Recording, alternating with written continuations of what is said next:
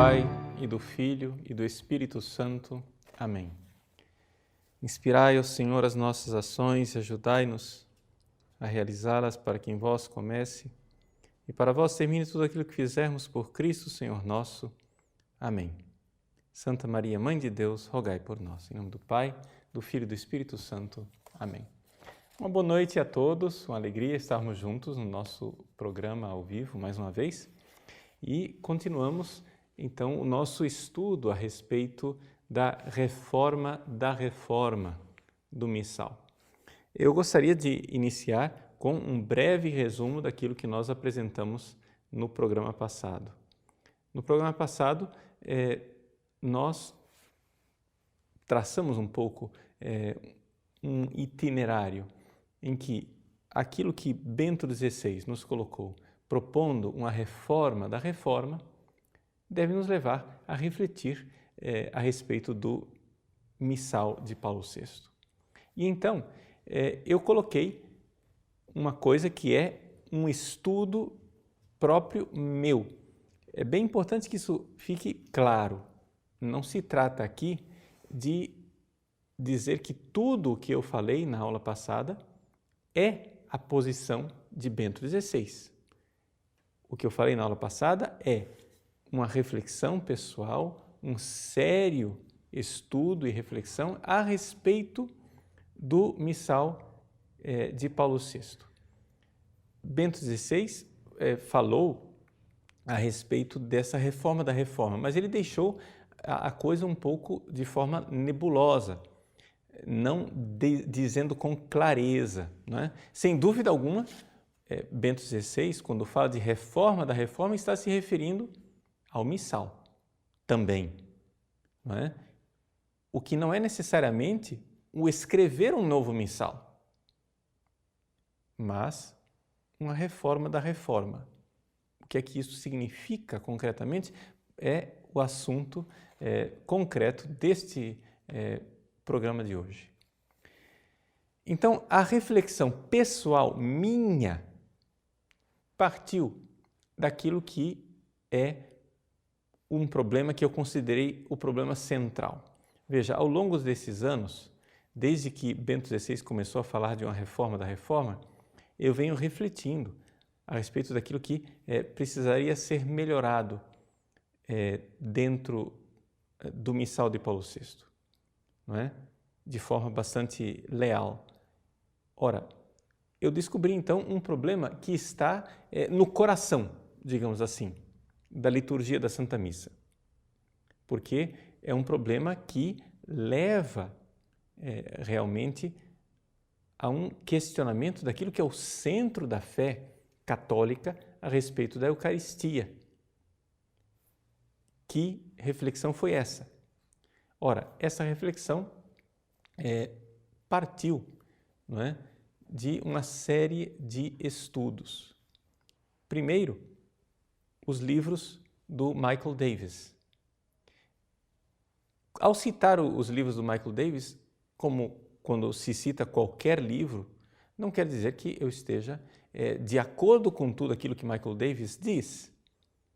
Quer dizer simplesmente que eu estou de acordo com aquilo que eu digo que estou de acordo. Então, aqui não estou nem sequer dizendo que eu discordo dele. Não, eu só acho que é importante a gente não tirar conclusões precipitadas e chegar a dizer assim, o Padre Paulo agora está de acordo com Michael Davis, então tudo aquilo que o Michael Davis escreveu, ele está de acordo. Acho que isso seria absurdo, não é? Chegar a uma conclusão tão desonesta como essa. Qual é o estudo de Michael Davis que eu estou de acordo e aprecio? Porque outras coisas, eu devo dizer que não li tudo do Michael Davis, né? Então, aquilo que eu penso que é realmente importante é o fato de ele, vindo de uma conversão da Igreja Anglicana, nos colocar o fato que houve na Igreja Anglicana uma revolução litúrgica que começou a partir de um texto litúrgico ambíguo.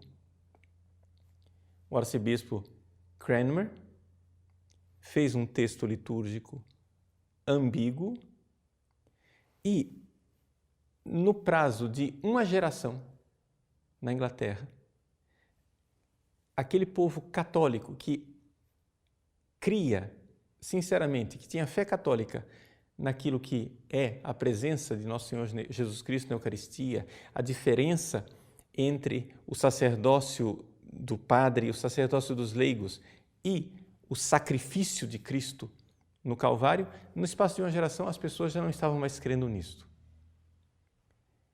Mas como é que isso se deu? Através de duas realidades. A ambiguidade do texto litúrgico e a pregação constante e contínua de teólogos protestantes que, usando aquele rito, martelavam na cabeça do povo uma outra ideia, uma outra forma de viver a Eucaristia. Bom, isto não é necessariamente o que irá acontecer conosco católicos, com nós católicos, mas isto pode acontecer. E aqui que eu considero que está, digamos, o ponto mais importante. O ponto importante é este. O fato de que o concilium, atenção, é muito importante você distinguir o concilium com S do concilium, né, que é o Concílio Vaticano II. Algumas pessoas parecem não ter entendido. O Concilium ad exequendam Constitutionem Liturgicam é o conselho, ou seja, um grupo de peritos para fazer a reforma litúrgica pedida pela Sacrosanctum Concilium. Então, este grupo, esse conselho de pessoas, liderado pelo cardeal Lercaro, uma série de outros cardeais, entre os quais estava o padre Aníbal Bonini, este grupo, ele quis deliberadamente fazer um missal que fosse ecumênico, ou seja, aberto para, permanecendo ainda na fé católica, que pudesse ser aberto a uma visão, a apreciação positiva, não é, dos protestantes. Ao fazer isso, eles criaram deliberadamente ou não, isso daí é algo que fica para uma discussão posterior, deliberadamente ou não, um texto que dava alternativas para se ler de forma católica ou de forma protestante. E nisto, nessa característica, o missal do Paulo VI, de alguma forma, é semelhante a este missal de Cranmer. Ou seja, de alguma forma semelhante quer dizer o quê? Que embora possa ser celebrado por um católico com fé católica, ele pode também, em muitos aspectos, ser celebrado por uma pessoa que não tem fé católica.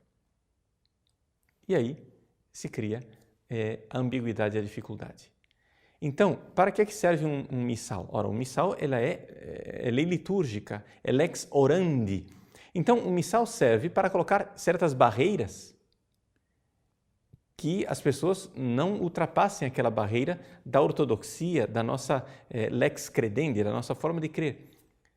O problema é que parece que o missal de Paulo VI deixa várias portas abertas.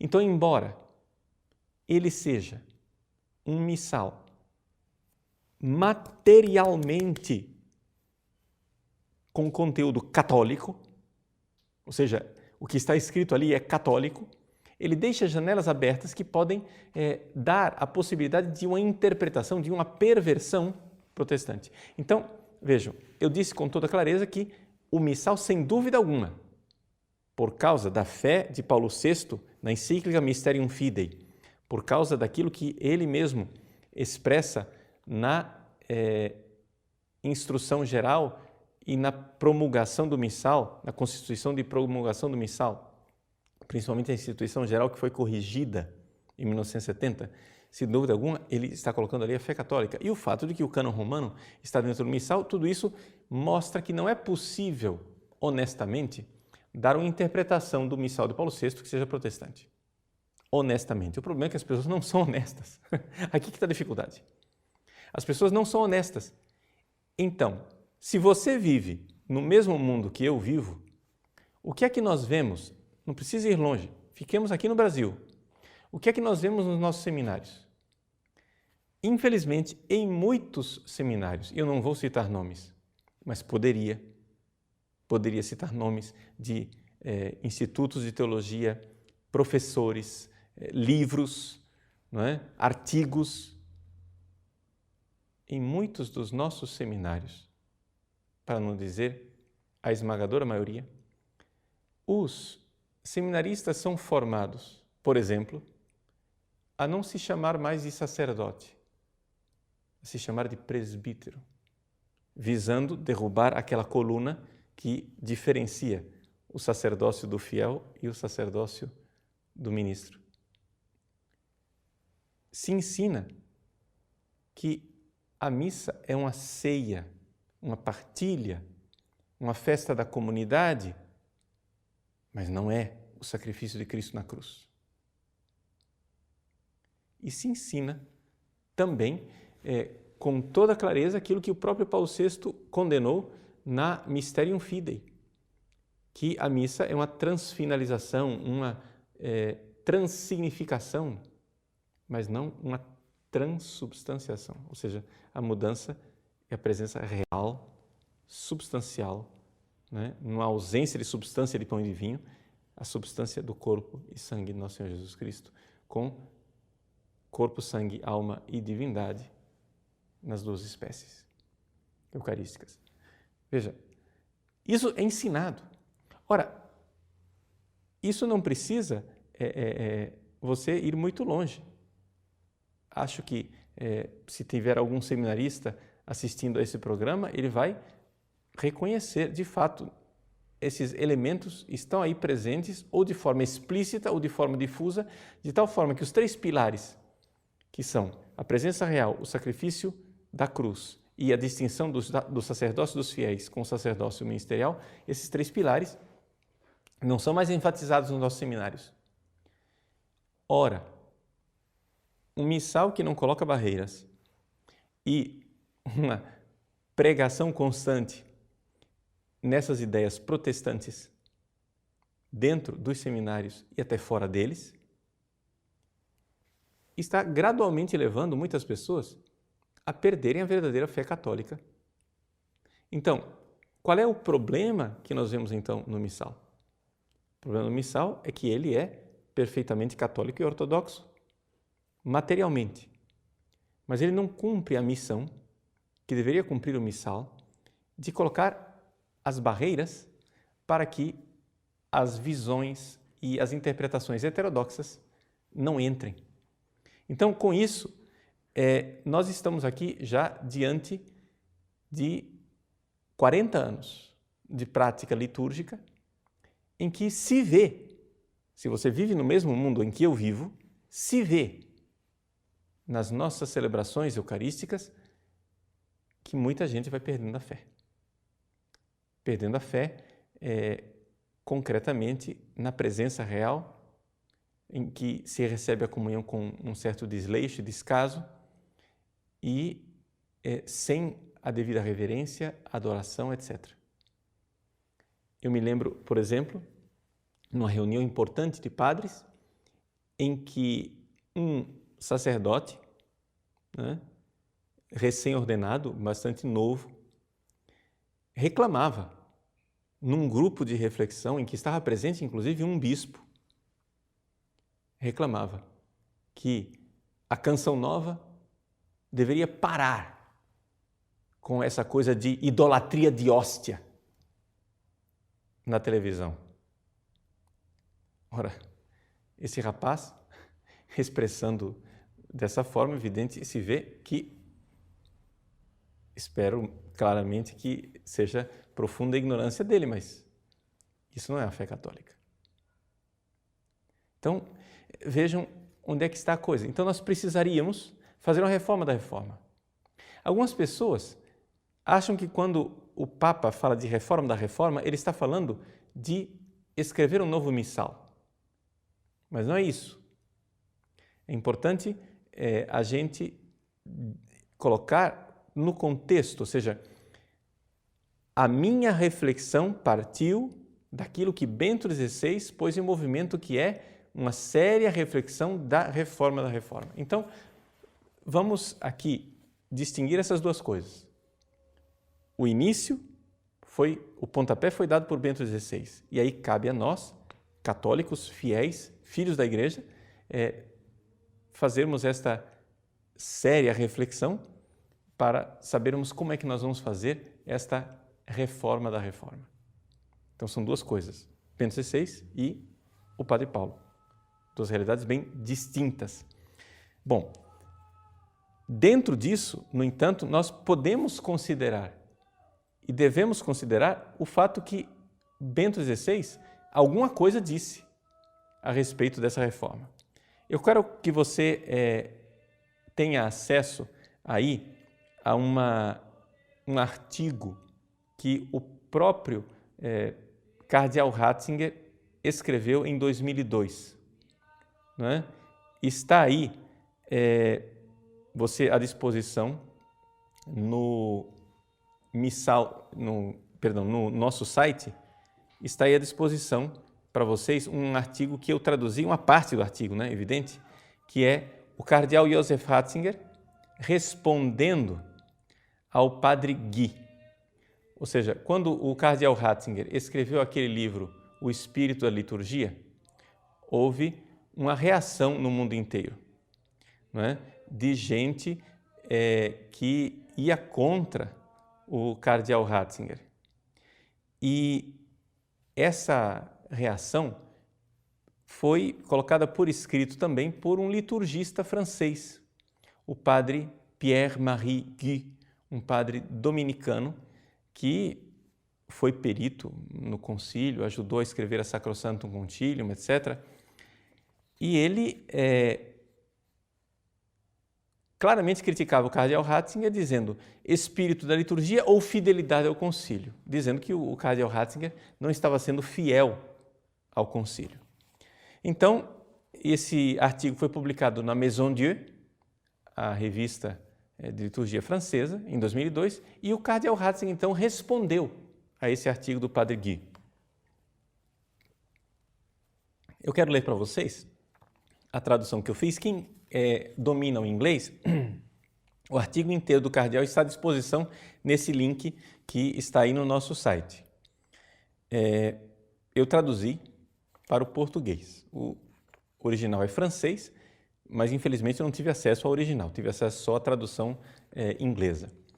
Então, eu vou ler para vocês porque é muito importante o que o cardeal Ratzinger diz a esse respeito. Ele diz assim: é verdade, respondendo ao padre Guy, que Paulo VI aprovou o missal publicado em 1970 em forma específica e dou a ele minha adesão de coração.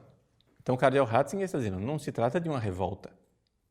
Aqui o padre Paulo, né, digo também com toda clareza, dou a minha adesão. Não estou aqui de forma alguma questionando a fé de Paulo VI e nem aquilo que ele fez enquanto Papa.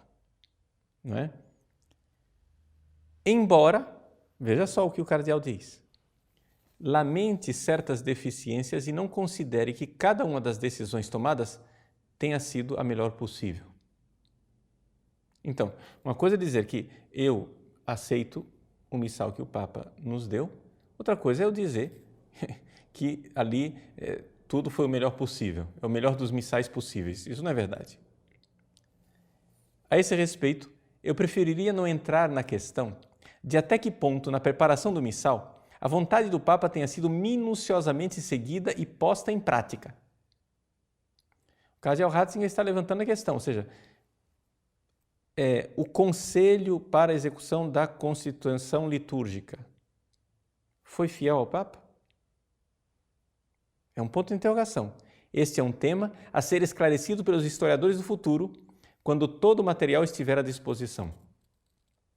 Como eu falei para vocês no programa passado, infelizmente o material foi levado, né, às pressas para o arquivo secreto para que não tivéssemos mais acesso. Porque naquele material, certamente, ali existe alguma coisa que poderia responder a essa pergunta. O Conselho de peritos, quando fez o missal, foi fiel a Paulo VI? O livro de Nicola Giampietro, só para dizer bem claro, esse livro que eu citei no programa passado, né, de Monsenhor Nicola Giampietro, quero recordar que Monsenhor Nicola Giampietro é oficial da Congregação para o Culto Divino e Disciplina dos Sacramentos e que foi feito Monsenhor pelo Papa Bento XVI. Portanto, é alguém no qual o Papa confia e ele mostra nessa declaração. O livro de Nicola Giampietro a respeito do cardeal Ferdinando Antonelli e o desenvolvimento da reforma litúrgica de 1948 a 1970 apresenta um ponto de vista que levanta questionamentos e fornece um farto material para discussão a respeito da reforma antes e depois do Concílio Vaticano II. Aí vem a pergunta do cardeal Ratzinger. Por que, no período final, o Papa teria perdido a confiança em Bugnini, removendo-o do trabalho litúrgico? Essa questão certamente ainda irá permanecer aberta. O Papa não está querendo fechar a questão, mas é uma questão legítima. Se nós estamos falando, será que o Conselho para a execução da Constituição Litúrgica, ao fazer o missal, foi fiel ao Papa ou não? É legítimo nós nos perguntarmos se foi fiel ou não, e é legítimo nós nos perguntarmos por que é que Bugnini foi afastado. Essa questão certamente irá permanecer aberta. Questões como essa, é claro, em nada mudam o caráter obrigatório do missal. Ou seja, o missal tem um caráter autoritativo, ou seja, ele não é a única forma de nós celebrarmos, não é? Já que o próprio Bento XVI reconheceu que o missal de Pio V não tinha sido abrogado, mas é uma forma autorizada e oficial, não é? Muito bem. Eu gostaria, como disse, que todos os liturgistas considerassem esse assunto com a seriedade que ele merece, ou seja, aqui o caráter de autoridade desse missal, não é? Mas, ou seja, uma coisa é a gente dar a nossa reverência e, digamos assim, respeito ao missal de Paulo VI. Outra coisa é isso que ele vai dizer agora. Mas que a partir desta afirmação, como consequência, se cria a impressão de que nada no missal jamais poderá ser mudado, como se qualquer reflexão a respeito de possíveis reformas futuras fosse necessariamente um ataque ao concílio, uma tal ideia, eu só poderia dar o nome de absurda. Ou seja, quando você vê uma pessoa como eu, Padre Paulo, ou outras pessoas, questionando dificuldades no missal de Paulo VI e diz que isso é um ataque ao concílio, o cardeal Ratzinger diz, isso daqui é absurdo o que você está dizendo. Não pode ser um ataque ao concílio. É verdade que nós precisamos readquirir estabilidade na liturgia, mas nós também devemos refletir a respeito dos meios de corrigir as deficiências da reforma, deficiências que hoje são mais evidentes. Então, uma coisa é estabilidade litúrgica, outra coisa é corrigir as deficiências. E que existam deficiências, né? Podemos refletir, não? Por que não poderíamos chamar esta possível investigação e desenvolvimento futuros de reforma da reforma? É algo que não consigo ainda compreender, porque o padre Pierre-Marie Guy diz que não se deve falar de reforma da reforma, que isso seria uma infidelidade ao concílio. E Ratzinger está respondendo, isso é absurdo, isso é absurdo. Você pode ser tranquilamente fiel ao concílio e considerar que esse trabalho do missal de Paulo VI, que por aquilo que nós vemos na historiografia, né, foi um trabalho feito a toque de caixa, apressado, em que a aprovação do missal foi quase que feita de afogadilho. E isso está bem documentado. Dizer que esse trabalho com todo o respeito pelos liturgistas de boa vontade que trabalharam na comissão. Mas dizer que tudo que foi feito ali foi de boa vontade de todas as pessoas o tempo todo, acho que é demais, mas seja como for, é um trabalho litúrgico que merece o nosso respeito, mas não podemos dizer que ele é algo impecável. Não é? A esse respeito, um cardeal da Cúria Romana, agora falecido, um homem extraordinário, totalmente comprometido com a reforma conciliar, disse-me pessoalmente que um dia ele perguntara a Bugnini a respeito da longevidade que ele daria ao seu missal. Seu missal, entre aspas, o missal de Bugnini, que na verdade era de Paulo VI. Bugnini respondeu que ele estimava que o missal teria a duração de aproximadamente 20 ou 30 anos. Nesse sentido, eu estou completa e decididamente em desacordo com Bugnini. É o que o cardeal Ratzinger está dizendo. Um missal não é um livro para 20 ou 30 anos. Ao contrário, ele se situa na grande continuidade da história da liturgia, na qual sempre há crescimento de purificação, mas não rupturas. Nesse sentido, eu estou muito mais a favor da estabilidade desse missal do que aquele cujo nome está talvez demasiadamente associado. Vejam só, este é o pensamento de Ratzinger. Não é um pensamento ocasional, algo de semelhante, para quem quiser depois ler, ele tem um outro livro chamado Davanti al protagonista, alle radici della liturgia, né? Diante do protagonista, o seu protagonista é Deus, ou seja, Deus que realiza a liturgia, nas raízes da liturgia, e ele, falando dos perigos que ameaçam a liturgia de hoje, não é? Toca nesse assunto também na página 180 e 181, se quem quiser ver, substancialmente ele diz a mesma coisa que disse nesse artigo que eu acabo de traduzir. Depois, se eu tiver tempo, eu transcrevo para vocês em português também, não é? Aquilo que está nesse livro. Bom, tendo dito isso, não é? Que está esclarecido o pensamento de Ratzinger, o que é que ele entende por reforma da reforma, ou seja, trata-se realmente de corrigir as debilidades do missal de Paulo VI, e que o missal de Paulo VI, segundo ele, deve ter uma estabilidade maior, não deve ser agora, não vamos agora nos colocar a reescrever o missal, não é? Então, como é que se faz essa reforma da reforma? Não é? Veja, o Papa não disse com clareza, embora ele nos deu, ele realizou alguns atos que eu acho que são muito importantes. Primeiro, o motu proprio summorum pontificum. O motu proprio, ao dar uma liberdade bem maior para a celebração da liturgia nos ritos antigos, o rito extraordinário, como é chamado hoje, do missal de 1962,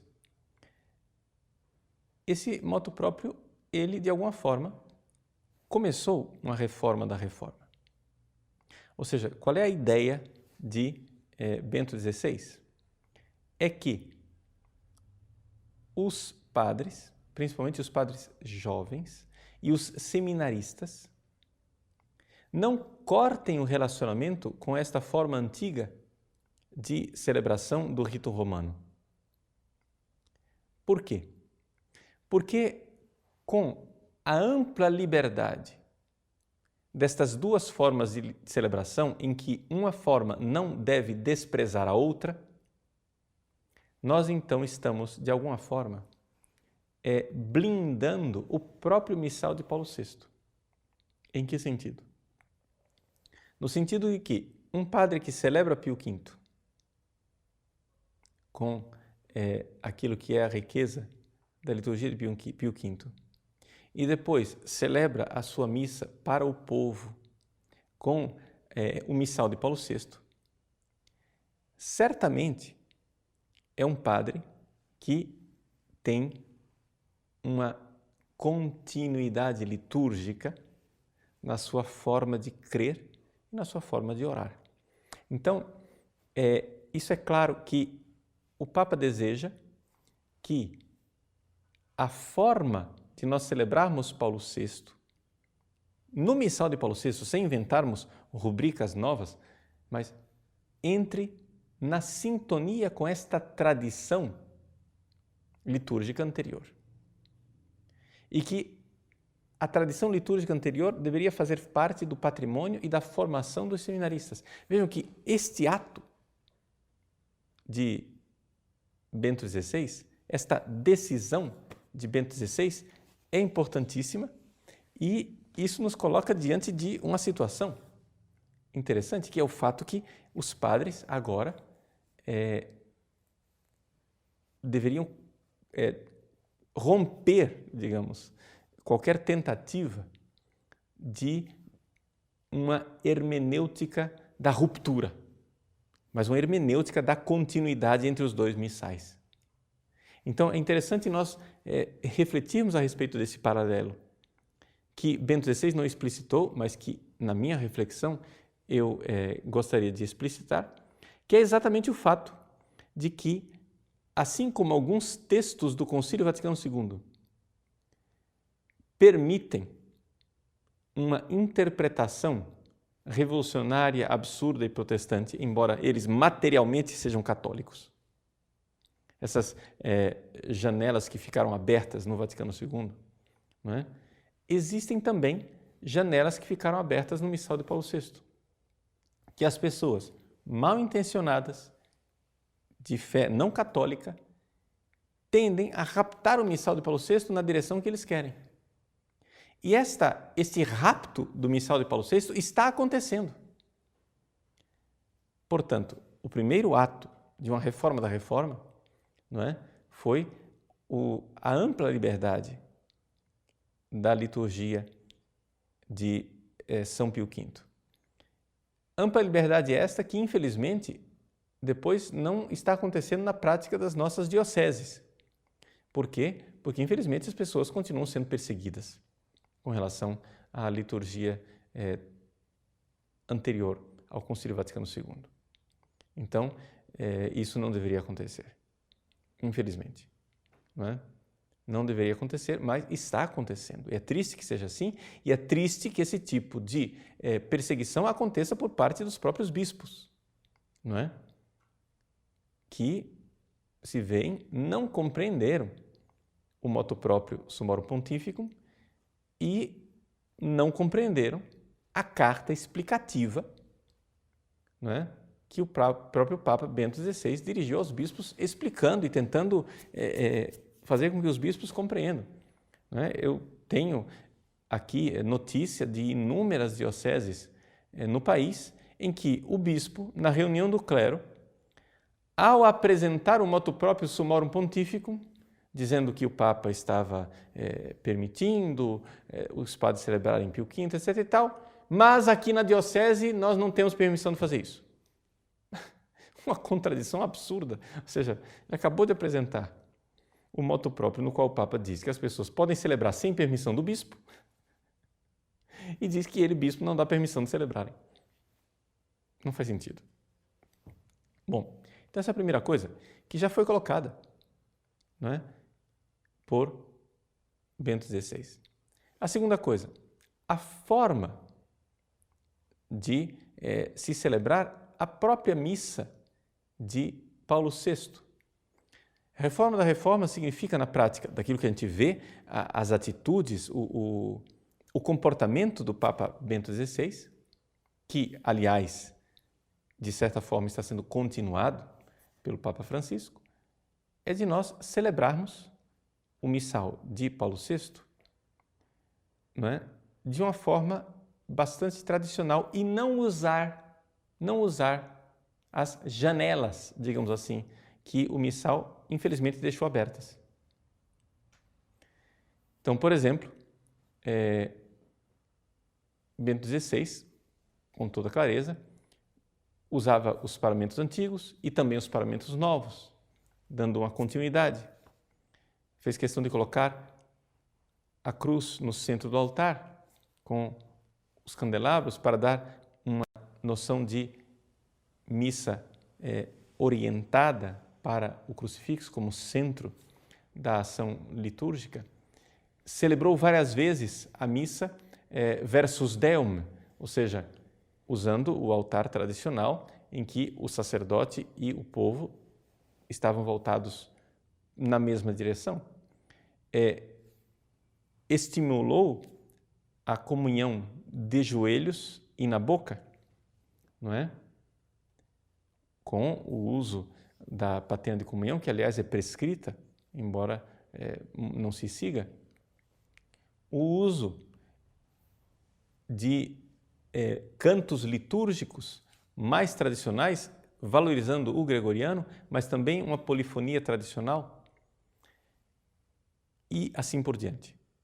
Ou seja, a própria atitude e forma de se comportar do Papa Bento XVI na liturgia já nos mostra o que é que ele entendia por reforma da reforma. Ali que era um início. Ou seja, que a forma de celebrarmos Paulo VI, não é, seja uma forma onde haja uma hermenêutica da continuidade. Então, dentro daquilo que é a reflexão que eu estou propondo para vocês, o que é que nós poderíamos dizer amarrando a aula passada e a aula que nós estamos dando hoje? A realidade de que, infelizmente, dentro daquilo que é o núcleo, né, o coração da lex orandi e lex credendi da liturgia eucarística, nós vemos que existe uma possibilidade de o missal de Paulo VI ser raptado, não é, por uma intenção que não era de Paulo VI, mas parece ter sido de algumas das pessoas que elaboraram o missal, de ser raptado por uma forma de ler o missal que seja protestantizada. Nós poderíamos acrescentar outras sugestões também na forma de celebrar o missal de Paulo VI, que significaria uma reforma da reforma, não é? Por exemplo, não é? Aqui no Brasil, com a graça de Deus, será apresentada em breve, não sei quando, uma nova tradução do cânon romano, da oração eucarística primeira, não é? Ao invés de termos essa tradução mutilada que nós temos hoje, teríamos uma tradução bem melhor. Pode-se, então, esperar que dê bons frutos essa nova tradução, né? Que, pelo que as pessoas que leram a tradução dizem, é bem mais próximo daquela tradução de 65 que eu tinha lido para vocês no programa passado. Não somente isso, a valorização do cânon romano, ou seja, que é usado muito raramente, né? Mesmo essa tradução imperfeita que nós temos no missal hoje, vale a pena usá-la, né? Vale a pena usá-la porque, mesmo assim, na sua imperfeição, ela tem, digamos assim, uma clareza de continuidade com a missa antiga, a missa de Pio V, e não deixa certas janelas abertas. Também o próprio padre, na hora de celebrar, pode manifestar um zelo maior com as espécies eucarísticas, na hora de segurar as espécies eucarísticas, mostrando para as pessoas realmente a sua fé na presença eucarística. É de se esperar que a nova tradução do missal no Brasil, por exemplo, restaure certas coisas que foram perdidas, como o orate fratres, não é? Quando o padre, terminado o ofertório, se volta para o povo e diz: orai, irmãos e irmãs, né, para que o nosso sacrifício seja aceito por Deus Pai Todo-Poderoso. No original latino está dito: orai, irmãos, para que o meu e o vosso sacrifício seja aceito por Deus Pai Todo-Poderoso. É uma distinção do ministério sacerdotal e do ministério e do sacerdócio dos fiéis. E assim por diante, ou seja, nós poderíamos fazer uma lista e aqui eu poderia ajudar nessa reflexão e acolho também sugestão de alunos e ouvintes do nosso site que tenham sugestões de como é que, sem ferir a legislação litúrgica vigente no rito ordinário da missa de Paulo VI, nós podemos fazer com que haja uma reforma da reforma naquilo que é a forma, o modus celebrandi, não é? Celebrar Paulo VI, mas com uma mente de continuidade e não de ruptura, que é muito importante e aquilo que foi iniciado pelo Papa Bento XVI. Né? Espero que com isso ter esclarecido, não é? Onde é que está o caminho, né? Por onde é que a gente deveria realmente caminhar e nos dirigir para aquilo que é uma continuidade dentro do espírito, né? Da reforma sugerida pelo Papa Bento XVI. Vamos dar um pequeno intervalo, voltamos para as perguntas, né? E gostaria de respondê-las, né? Tirando qualquer dúvida que alguma pessoa possa ter a respeito dessa matéria, que eu sei é bastante complexa, mas eu acho que é de suma importância. Até já.